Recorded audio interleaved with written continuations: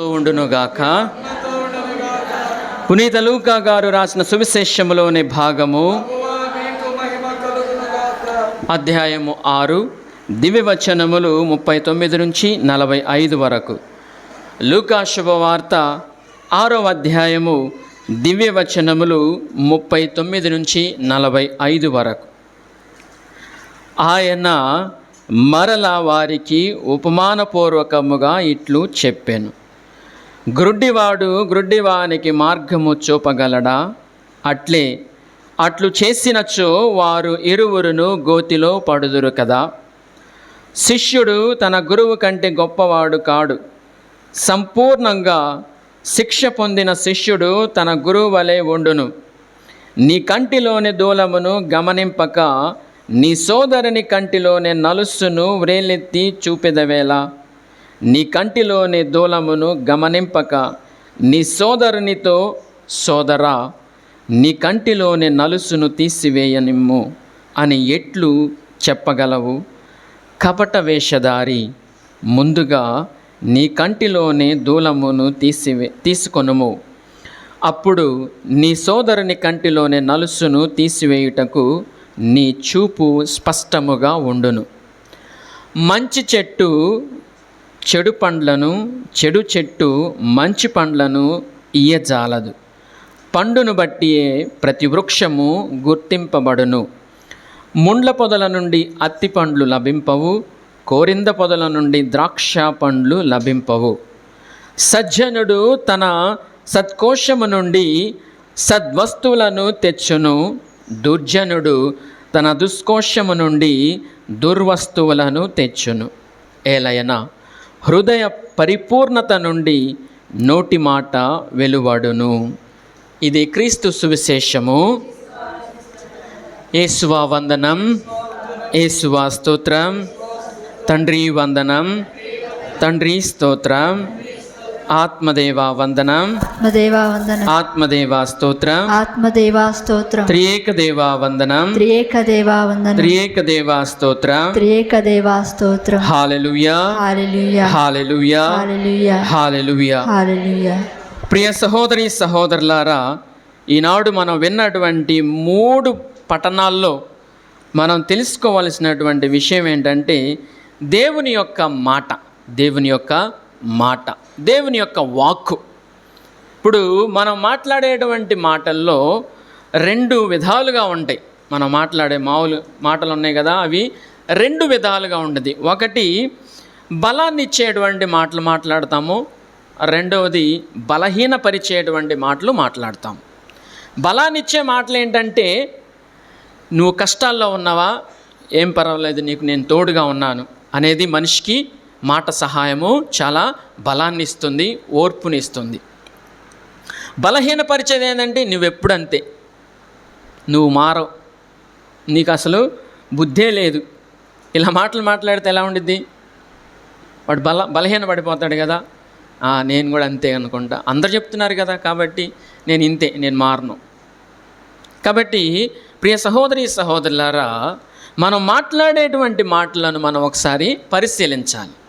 నేను మాట్లాడేటువంటి మాటల్లో ఆశీర్వాదకరంగా ఉండేటువంటి మాటలా, లేకపోతే దూషించేటువంటి మాటలా అనేసి నేను ఆత్మ పరిశీలన చేసుకోవాలి. మనం ప్రతిరోజు ప్రార్థన చేస్తాం, ప్రతిరోజు బైబిల్ చదువుకుంటాం.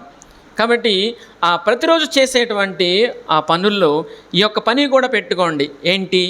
ఈ రోజంతా నేను ఉదయం లేచినప్పటి నుంచి పడుకునేంత వరకు ఎంతమందిని నేను ఆశీర్వదించాను, ఎంతమందికి నేను మంచి మాటలు చెప్పాను, అదే కాకుండా ఎంతమందిని నేను దూషించాను, ఎంతమంది పైన ఇదిగో అపనిందలు వేశాను. ఒకసారి మనం ఈ విధంగా పరీక్షించుకుంటే, ప్రియ సహోదరి సహోదరులారా, అమ్మో నేను పాపం అనే దానిలోకి పోతున్నానా, లేకపోతే దేవుని వైపు నడుస్తున్నానా అనేసి మనకు తెలుస్తుందన్నమాట. అదేవిధంగా మనం మాట్లాడే విధానం బట్టే మన యొక్క ప్రవర్తన ఉంటుంది. మన మాట్లాడే విధానాన్ని బట్టే మన ప్రవర్తన ఉంటుంది, మన స్వభావం కూడా అంతే ఉంటుంది అన్నమాట. సపోజ్ మీరే చూస్తూ ఉంటారు, ఒక అమ్మని చూస్తే మాటలు, ఆమె నుంచి వచ్చేటువంటి మాటలన్నీ కూడా ఎక్కడ లేనటువంటి మాటలు, చెడ్డ మాటలే ఉంటాయి అన్నమాట. కాబట్టి మనం ఏమనుకుంటామంటే బాబు ఆమెను కదిలించొద్దురా నాయన అనేసి అనుకుంటాం అన్నమాట. ఒకవేళ ఏదైనా ఉందంటే అబ్బా ఎందుకులే ఆమెతో పట్టుకుంటే ఆమె దగ్గరికి వెళ్తే ఇంకంతే మనం కూడా పాడైపోతాం అనేసి ఆమె దగ్గరికి వెళ్ళి ఎందుకు బురద చల్లుకోవడం అనేసి మనం వదిలేస్తాం అన్నమాట. కొంతమంది దగ్గరికి వెళ్ళినప్పుడు ఇంకా మాటలు వినాలనిపించింది అన్నమాట. ఎందుకు? మనల్ని ప్రోత్సహించేటువంటి మాటలు, మనల్ని ఆశీర్వదించేటువంటి మాటలు, మన దీవించేటువంటి మాటలు. కాబట్టి ప్రియ సహోదరి సహోదరులారా, ఆత్మ పరిశీలన చేసుకుందాం. నేను మాట్లాడేటువంటి మాటలు ఎలాంటివి? ఒక మంచి వ్యక్తి అంటున్నాడు, చెట్టుని మనం నరికినప్పుడు అది మళ్ళీ చిగురిచ్చిద్ది అన్న కదా, మళ్ళీ చిగురించిద్ది, మళ్ళీ దానిపైన నరికినటువంటి చోటన మొక్కలు వస్తాయి అన్నమాట మళ్ళీ. కానీ మాట చేత ముక్కలు అయిపోయినటువంటి బంధము ఎప్పుడు కూడా సరికాదన్నమాట. గమనించండి మీరు, నువ్వు నన్ను ఆ మాట అన్నావు కాబట్టి నేను నీతో అసలు మాట్లాడను కదా. ఆ రోజు నువ్వు నన్ను అంతమందిలో అంత మాట అంటావా? ఇది ఏ విధంగా ఉందంటే, మనం క్రొత్తగా తెచ్చుకున్నటువంటి వస్త్రం అనుకోండి, దాన్ని చించేసామనుకోండి, చించేసి దాన్ని కుడితే ఆ కుట్టినటువంటి ఆ యొక్క బంధం ఎంతసేపు ఉండిద్ది? ఎన్ని సంవత్సరాలు ఉండిద్ది? ఎప్పుడో ఒకప్పుడు తప్పకుండా చినిగిపోయిద్ది అన్నమాట. అంటే ఆ కుట్టుకున్నటువంటి తత్వం అంత బలంగా ఉండదన్నమాట. అట్లాగే మనం మాట్లాడినటువంటి చెడ్డ మాటలు మనల్ని ఆ యొక్క బంధం నుంచి విడిచిపోతాయి అన్నమాట. ఎప్పటికైనా కూడా కలిసినప్పటికి కూడా ఆ మాట అక్కడే ఉండిద్ది అన్నమాట. కాబట్టి ప్రియ సహోదరి సహోదరులారా, ప్రభు ఈనాడు మనతో అంటున్నారు, నా మాటలను మీరు ఆలకించండి అంటున్నారు. నా మాటలను మీరు ఆలకించండి. నేను మంచివాణ్ణి, నేను సజ్జనుడిని, సత్ప్రవర్తన కలిగినటువంటి దేవుణ్ణి. కాబట్టి నా నుంచి వచ్చేటువంటి మాటలు దూషించే మాటలు కాదు, ప్రేమించేటువంటి మాటలు, క్షమించేటువంటి మాటలు, మిమ్మల్ని ఆశీర్వదించేటువంటి మాటలు. కాబట్టి మనమందరం కూడా ఆయన యొక్క బిడ్డలు అన్నప్పుడు మన నోటి నుంచి ఎటువంటి మాటలు రావాలి? ఆత్మ పరిశీలన చేసుకుందాం. మన నోటి నుంచి ఎటువంటి మాటలు రావాలి? దూషించే మాటలా? ఇవి నువ్వు పాడైపోవాలనేటువంటి మాటలా? కాబట్టి ప్రియ సహోదరి సహోదరులారా, దేవుని దగ్గర మనం ప్రాధేయపడదాం. ప్రభువా, నన్ను ఆశీర్వదించండి, నేను మాట్లాడేటువంటి మాటలు చాలా జాగ్రత్తగా మాట్లాడే భాగ్యాన్ని నాకు దయచేయండి. దేవుడు మనకిచ్చినటువంటి శక్తి కలిగినటువంటి ఆ యొక్క వరం ఏంటంటే మాట్లాడేటువంటి వరం. పక్షులు మాట్లాడతాయా? మాట్లాడితే విన్నారు ఎవరైనా? చిలకలు మాట్లాడతాయి అనేసి విన్నాను, కానీ నేను ఎప్పుడు చూడలేదు. తర్వాత కుక్కలు ఏమైనా మాట్లాడతాయా? పులులు ఏమన్నా మాట్లాడతాయా? ఆవులు ఏమన్నా మాట్లాడతాయా? మాట్లాడితే బాగుండు, వరే నాయన నన్ను కొట్టమాకరా బాబు, వెళ్తాలారా అనేసి అవి తిరిగి చెప్తే బాగుండు. ఎందుకంటే అవి మాట్లాడలేవు కాబట్టి వాటిని ఇష్టం వచ్చినట్టు కొట్టుకుంటున్నాం. తర్వాత వాటిపైన ఇవి కాగడాలేసి కావిడి వేసి దున్ను, ఆయన ఇష్టం వచ్చినట్టు దున్ను అనేసి మనం చెప్తూ ఉంటాం అన్నమాట. కాబట్టి అవి మాట్లాడితే ఆ జంతువులు మాట్లాడతలేదు. వాటన్నిటికీ ఇయ్యనటువంటి గొప్ప వరం దేవుడు మనకిచ్చాడు. ఏంటా వరం? మాట్లాడేటువంటి వరం. కాబట్టి ప్రియ సహోదరి సహోదరులారా, అటువంటి వరాన్ని మనం ఆచితూచి మాట్లాడాలన్నమాట. ఇది మంచా, ఇది చెడా అనేసి మాట్లాడాలన్నమాట. ఈ మాటలు మాట్లాడినప్పుడు ఏమన్నా నేను దూషిస్తున్నానా లేకపోతే ఆశీర్వదిస్తున్నానా అనేసి మాట్లాడాలన్నమాట. సీరాపుత్రుడైన యేసు జ్ఞాన గ్రంథంలో ఈరోజు మనం చదువుకుంటున్నాం 27వ అధ్యాయము 4వ వచనం. ఊపిన జల్లెడలో మట్టి పిల్లలు మిగిలినట్లే నరుని సంభాషణ దోషములు కనిపించును. కాబట్టి మనం మాట్లాడేటువంటి ఏ మాటలైనా కూడా దోషాలు తప్పకుండా కనిపిస్తాయి అన్నమాట. అదేవిధంగా ఆయన చెప్తున్నాడు 7వ వచనంలో, నరుని సంభాషణమే అతనికి పరీక్ష కనుక చాలు. నరుడు మనం మాట్లాడేటువంటి మాటలే మనకు పరీక్ష అన్నమాట. మనం మాట్లాడేటువంటి మాటలే మనకు పరలోకమా నరకమా అనేసి మనకు నిర్ణయాన్ని ఇస్తాయి అన్నమాట. Praise the Lord. Hallelujah, hallelujah. కనుక ప్రియ సహోదరి సహోదరులారా, చాలామంది అనేకమైనటువంటి స్టోరీస్ నేను విన్నాను, చూశాను కూడా. ఏంటంటే ఇప్పుడున్నటువంటి యవ్వనస్తులు ఒక చిన్న మాట అంటే కూడా ఓర్చుకోరు అన్నమాట. ఒకవేళ మంచిగా చెప్పినప్పటికి కూడా ఓర్చుకోరు అన్నమాట. ఆ చిన్న మాటతో వాళ్ళ జీవితాలనే నాశనం చేసుకునేటువంటి ఆ యొక్క పరిస్థితికి వస్తున్నారన్నమాట. కాబట్టి మనం మాట్లాడేటువంటి మాటలు మనల్ని నరకానికి పోనివ్వకుండా దేవుని వైపు నడిచే విధంగా ఉండాలి అనేసి దేవుడు ఈనాడు మనకు సెలవిస్తున్నారు. మత్తయి శుభవార్త 4వ అధ్యాయము 4వ వచనం. మత్తయి శుభవార్త 4వ అధ్యాయం 4వ వచనం. మానవుడు కేవలము రొట్టె వలననే జీవింపడు, కానీ దేవుని నోటి నుండి వచ్చు ప్రతి మాట వలన జీవించును అని రాయబడి ఉన్నది. Praise the Lord. Hallelujah, hallelujah, hallelujah. కాబట్టి మానవుడు దేవుని యొక్క మాట వలన జీవిస్తున్నాడు అనేసి అన్నప్పుడు మరి మనం మాట్లాడేటువంటి మాటలు దేవుని యొక్క జ్ఞానం కలిగి ఉండాలి, దేవుని యొక్క ఆశీర్వాదం కలిగి ఉండాలి, దేవుని యొక్క ప్రేమను కలిగి ఉండాలి, దేవుని యొక్క క్షమను కలిగి ఉండాలి. అటువంటి లేనప్పుడు నేను మాట్లాడేటువంటి మాటలు నా మాటలు, మానవుని యొక్క మాటలు ఏ విధంగా ఉంటాయి? మానవ యొక్క మాటలు దూషించే విధంగా ఉంటాయి, కించపరిచే విధంగా ఉంటాయి, ద్రోహిగా పెట్టేటువంటి మాటలుగా ఉంటాయి. కాబట్టి ప్రియ సహోదరి సహోదరులారా, గమనిద్దాం మనం ఒకసారి మనం మాట్లాడేటువంటి మాటలు. మనకు ఇష్టమైనటువంటి మాటలు ఎలా ఉంటాయి? ఏంటి ఆ మాటలు అంటే, పక్కింట్లో ఏం జరుగుతుందో మనకు అది చాలా ఇష్టం అన్నమాట. మనం చెవులు కోసుకుంటాం, అది తెలుగులో చెవులు కోసుకుంటున్నాడు రా వీడు అనేసి. ఎందుకు? పక్కింట్లో ఏం జరుగుతుంది? వాళ్ళిద్దరూ కొట్టుకుంటున్నారంట. అవునా? అవును. అయ్యో, అసలు ఎట్లా కొట్టుకున్నారో తెలుసక్క? అమ్మో, అసలు నేను ఎప్పుడు కూడా చేయడం నా జీవితంలో. ఆ తర్వాత ఇంకా మనకి ఇష్టం వచ్చినట్టు కలుపుకొని ఎక్కడ లేనటువంటి అన్నిటిని కూడా పెట్టేస్తాం అన్నమాట. తర్వాత ఇక్కడే కాదు, మన ఇద్దరి మధ్యలో కాదు, ఈ విషయాన్ని మిగతా వాళ్ళు కూడా ఏం చెప్తామండి, మా ఇంటి ఎదురోళ్ళు ప్రతిరోజు కొట్టుకుంటున్నారు అని ఇక్కడ కాదు ఎక్కడికి వెళ్ళినా కానీ చెప్తాం అన్నమాట. ఈ విధంగా ఒకవేళ వాళ్ళు కొట్టుకోకపోయినా అరుచుకున్నారు అంతే. కానీ కొట్టుకున్నారు, తిట్టుకున్నారు, అమ్మో పోలీసు దాకా వెళ్ళారామో మనకేం తెలుసులే. కాబట్టి ప్రియ సహోదరి సహోదరులారా, గమనించండి, అటువంటి మాటలా నేను వినేది, అటువంటి నా జీవితంలో, విశ్వాస జీవితంలో ఉపయోగపడినటువంటి మాటలా నేను వినేది. గమనిద్దాం ఒకసారి.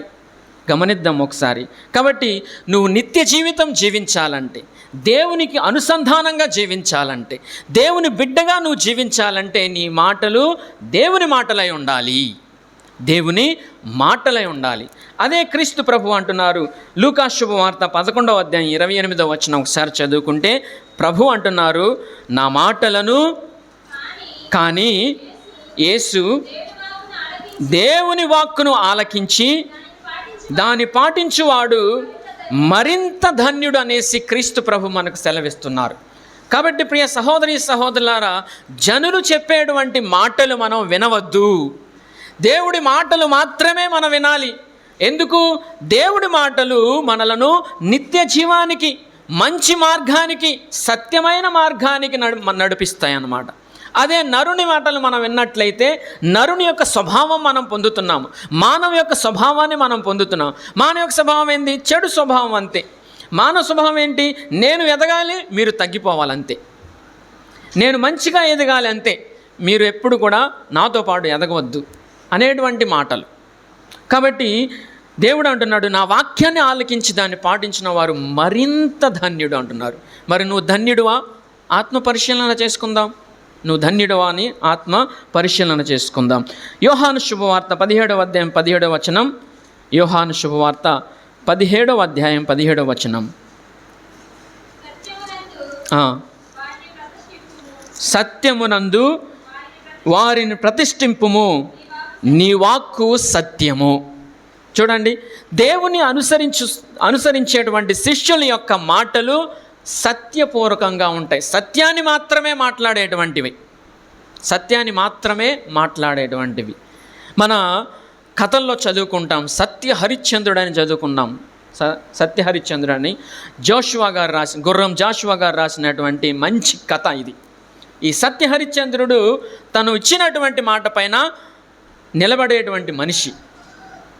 అయితే ఈయన దేవతల కంటే గొప్పవాడవుతున్నాడు రా బాబు అనేసి వాళ్ళందరూ కూడా దేవుని దగ్గరికి వెళ్ళి ఇట్లా ప్రాధేయపడ్డప్పుడు ఒక విశ్వామిత్రుడు అనే వ్యక్తిని పంపించి, ఇదిగో నువ్వు నాకు అప్పు ఉన్నావే, ఆ అప్పును ఎప్పుడు తీరుస్తావు అనేసి అంటాడనమాట.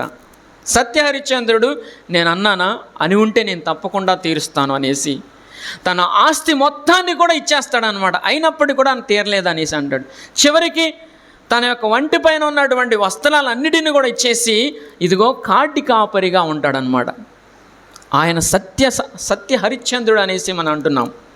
కనుక ప్రియ సహోదరి సహోదరులారా, అటువంటి స్వభావాన్ని మనలో కూడా ఏర్పాటు చేసుకోవాలి. నేను సత్యం కోసమే పోరాడుతాను, సత్యం పైనే ఆధారపడి ఉంటాను. అయితే ఆ సత్యం ఏంటి? క్రీస్తే మనకు సత్యం. కాబట్టి ప్రియ సహోదరి సహోదరులారా, మరి దేవుడు ఈ వాక్యాన్ని అనుసరిద్దాం, వాక్యాన్ని పాటిద్దాం అంటున్నావు. మరి ఈ వాక్యం ఎక్కడి నుంచి వచ్చింది? ఎక్కడన్నా వాక్యాలు మనం విన్నామా? ఈ వాక్యం ఎక్కడి నుంచి వచ్చిందని? వెరీ గుడ్, ఎవరో చెప్తున్నారు. ఎక్కడి నుంచి? దేవుని దగ్గర నుంచి. ఎక్కడున్నాయి ఆ వాక్యాలు? చూద్దాం. ఎవరన్నా బైబిల్ చదివే వాళ్ళు ఎవరన్నా ఉన్నారో చూద్దాం. మీరు చదువుతారు, కాకపోతే ఇలా చదివి అలా మర్చిపోయేవాళ్ళు మీరు. ఈ విషయంలో మాత్రం మతి మార్పు చాలా ఉంది. కానీ ఎవరన్నా ఏదన్నా మాట అంటే మాత్రం అది మర్చిపోం. యోహాను శుభవార్త 1వ అధ్యాయం 1వ వచనం, ఆదియందు వాక్యం ఉండెను, ఆ వాక్కు దేవుడాయను. కాబట్టి ప్రియ సహోదరి సహోదరులారా, మనం ఏ వాక్యాన్ని వినాలి? ఏ మాటను వినాలి? ఆ క్రీస్తు అనే మాటను మాత్రమే మనం వినాలి. ఎందుకు? ఈ యొక్క వాక్కు అనేటువంటిది దేవుని దగ్గర నుంచి వచ్చింది, మన మధ్యలో నివసిస్తూ ఉన్నది, మనలను దేవుని పుత్రులుగా మారుస్తున్నది, దేవుని బిడ్డలుగా మారుస్తున్నది. కాబట్టి ఈ వాక్యాన్ని మనం అనుసరించాలి, పాటించాలి. పాటించిన వారందరూ కూడా మరింత ధన్యుడని లూకా శుభవార్త మనకు తెలియపరుస్తున్నారు. కాబట్టి ఆత్మ పరిశీలన చేసుకుందాం ప్రియ సహోదరి సహోదరులారా. నేను మంచి మాటలు మాట్లాడుతున్నానా లేక చెడ్డ మాటలను మాట్లాడుతున్నానా? మంచి మాటలు మాట్లాడితే మంచి పండ్లను ఇస్తాయని, చెడ్డ మాటలను మాట్లాడితే చెడ్డ అలవాట్లను ఇస్తాయనేసి మనం ఈరోజు చదువుకున్నాం. కాబట్టి పండును పట్టే వృక్షము ఉంటుందనేసి లూకా శుభవార్తలో మనకు నొక్కి వక్కాణిస్తున్నాడు క్రీస్తు ప్రభు. ప్రియ సహోదరి సహోదరులారా, ప్రార్థన చేసుకుంటూ ప్రార్థనా జీవితంలో మనం ఏర్పాటు చేసుకున్న ఆ దేవునితో సంబంధాన్ని విడిచిపెట్టకుండా ఆయన వాక్యాన్నే మనం అనుసరించడానికి ప్రాధేయపడుతూ మనం మాట్లాడేటువంటి మాటల్లో ఆశీర్వాదకరమైనటువంటి మాటలే మనం మాట్లాడుకుందాం. దేవుని యొక్క మాటలనే మనం మాట్లాడుకుందాం. ఈ దేవుని యొక్క మాటలు నీలో రావాలంటే ఎక్కడ ఉన్నాయి ఆ దేవుడి మాటలు? ఎక్కడ ఉన్నాయి దేవుడి మాటలు? బైబిల్లోనే ఉన్నాయి. ఈ బైబిల్లో ఉన్నాయి. ప్రతి ఒక్క మాట జీవము కలిగినటువంటి మాట. ఈ మాటలు నీవు అలవరుచుకుంటే ఇతరులతో నువ్వు మాట్లాడేటప్పుడు ఆశీర్వాదకరమైన మాటలే మాట్లాడతావు అన్నమాట. కనుక ఈరోజు మనం ప్రార్థన చేసుకుందాం. ప్రభువా, నేను మాట్లాడేటువంటి మాట ఇతరులకు బలాన్నిచ్చే విధంగా ఉంటుందా లేకపోతే బలహీనపరిచే విధంగా ఉంటుందా అనేసి ఆత్మ పరిశీలన చేసుకుంటూ ఆ దేవాది దేవుని దగ్గర మనం ప్రాధాన్యపడదాం. దేవుడు మనలందరినీ దీవించునుగాక. మనమందరం కూడా